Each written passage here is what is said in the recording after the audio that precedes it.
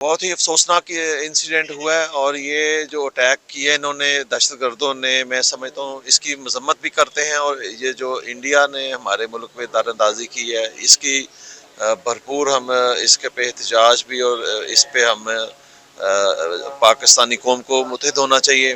چونکہ یہ ایسے حملے جو ہے نا پاکستان کو نقصان پہنچانے کی کوشش ہے، اور ہمیں پاکستان کا دفاع کرنا ہے۔ پاکستان انشاءاللہ تعالی محفوظ ہاتھوں میں ہے، اور پاک فوج ہماری الحمدللہ انہیں کامیاب آپریشن کر کے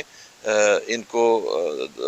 آپریشن کو کامیاب کیا الحمدللہ۔ دیکھیے میں یہ کہہ رہا ہوں کہ یہ ہمیں پاک فوج کو سپورٹ کرنا چاہیے، پاکستانی قوم کو متحد ہونا چاہیے، اور آپریشن جیسا کہ پہلے ضرب عضب ہوا تھا،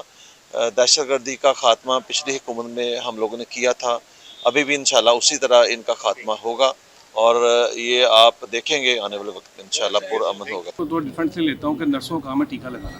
ٹیکہ آیا کہاں سے، کس نے پاس کیا، وہ لوگ کون تھے، اور اس کے بعد ڈاکٹرز کیا کر رہے تھے وہاں پہ، یہ کوئی چیک نہیں کیا، اور اس کا اینڈ میں ہمیشہ ماڑا آدمی پستا ہے، نرس نے وہ بلی کا بکرا بنا دیا۔ اس میں وزیر صحت صاحب کیا کر رہے ہیں، ایم ایس کیا کر رہا ہے؟ یہاں 2 دن پہلے مریم صاحب آئی تھی، تماشا لگوائی گئی تھی، ان کو معطل کرائی گئی تھی، جس کو پہلے 2 ہفتے پہلے ہی اس نے اپنا ریزگنیشن کر دیا ہوا تھا، تو یہ میڈیسن وہاں پہ اویلیبل نہیں تھی۔ ابھی جو ان دوائیاں آئی ہیں ان کو کون چیک کر رہا ہے؟ اس لیے وزیر صحت صاحب کو چاہیے کہ سیکٹری صاحب کو اسے فارغ کریں، کوئی نیا ایسا کمپیٹنٹ بندہ لے کے آئیں، تاکہ ہر جان قیمتی ہوتی ہے، ہمارے لیے ہر جان قیمتی ہے، اور جتنا ہو سکے اس کا جو ہے شیڈول دوائیوں کا اس چیک کریں۔